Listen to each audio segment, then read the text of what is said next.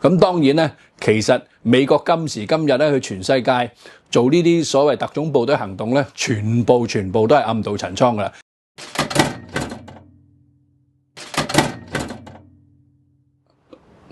咁大家都睇咗2集啦，咁就咦？阿院長，點解你未講啲36計嘅咁，或者講咗少少嘅咁？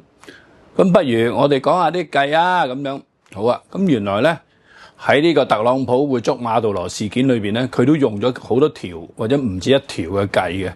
咁其實計之中咧，亦都有所謂主導同輔導嘅。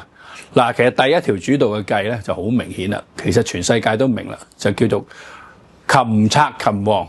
咁擒賊擒王有個長板嘅喎。咁咧個長板係咩咧？射人先射馬，擒賊先擒王。即係咧，你見到咧喺啲古裝片兩陣交戰嗰陣時咧，就梗有一個弓箭手咧攞把弓箭出嚟咧，就對準個對面嗰個將軍又好，個皇帝又好，就一箭就射咗佢落馬。咁於是咧就贏咗嗰場戰爭啦。所以射人先射馬，擒賊先擒王。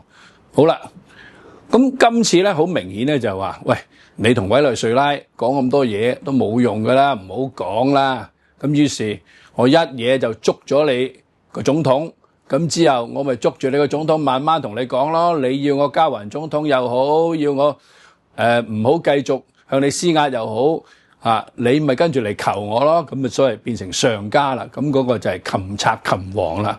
好啦，咁擒賊擒王之外，係咪單一條計咧？原來唔係嘅，原來咧後邊咧仲有個大原則嘅喎。嗱，咁點解佢唔去捉金正恩咧、金仔咧咁樣，而捉馬杜羅咧？佢可能一樣咁憎金仔嘅。咁點解會咁樣咧？咁原來咧係個原則嘅，叫遠交近攻。因為咧委內瑞拉咧係美國嘅後院，如果後院出咗事咧，就所謂後門失火咧，就好大問題啦。咁於是咧快手去捉咗佢。可能咧我唔知美國啲科技去到邊度。如果咁遠要捉金正恩咧，可能佢係有啲鞭長莫及嘅。當然呢個咧就要好深嘅科學考證咧，我就考證唔到啦。咁但係咧，起碼去到而家咧，遠交近攻咧，喺今時今日嘅科技上面咧，都係一個合乎一個原則，即係話個地理上面遠嘅咧就唔好搞住啦，係近嘅先至搞。好啦，咁第三個係乜嘢咧？第三個咧就叫暗渡陳倉。暗渡陳倉嘅長句係咩咧？叫明修棧道，暗渡陳倉。咁嗰陣時打西蜀啦嚇，咁咧就係話無論係劉備自己入去啦，或者曹操嚟打嚟打佢啦，咁咧都係咧係要做一個動作嘅，就係話咧，因為西蜀咧所謂蜀道難於上青天啊，咁嗰啲路好細嘅，咁如果要出入蜀咧，咁就要修理嗰啲所謂棧道嗰啲小道。咁但係修理嗰啲小道咧，可能只不過動作嚟嘅，靜雞雞咧，可能就喺個山過咗去啦。咁咧，你如果睇好多時睇《三國演義》咧，就講佢咧，其實係真正入蜀嗰一下咧，就擒上個山嗰度咧，就啲士兵咧就捲住個棉被啊，或者捲住啲嘢咧，個山碌落去，希望碌你唔死，咁樣嚟過個山嘅。咁嗰個就暗渡陳倉。咁當然咧，其實美國今時今日咧，去全世界做呢啲所謂特種部隊行動咧，全部都係暗渡陳倉噶啦。佢暗渡陳倉到慣噶啦。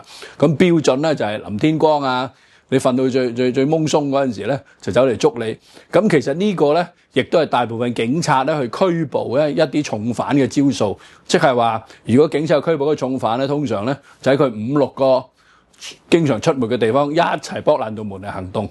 咁講笑咁講，如果佢個韋小寶有7個老婆咧，咁就起碼都要7間屋嗰度咧，就去圍住佢，就一齊行動，慎防佢喺 A 屋唔喺 B 屋。咁如果7間一齊行動咧，就實捉到佢啦。咁呢個咧係做呢啲行動裏邊咧好需要嘅細緻度嚟嘅。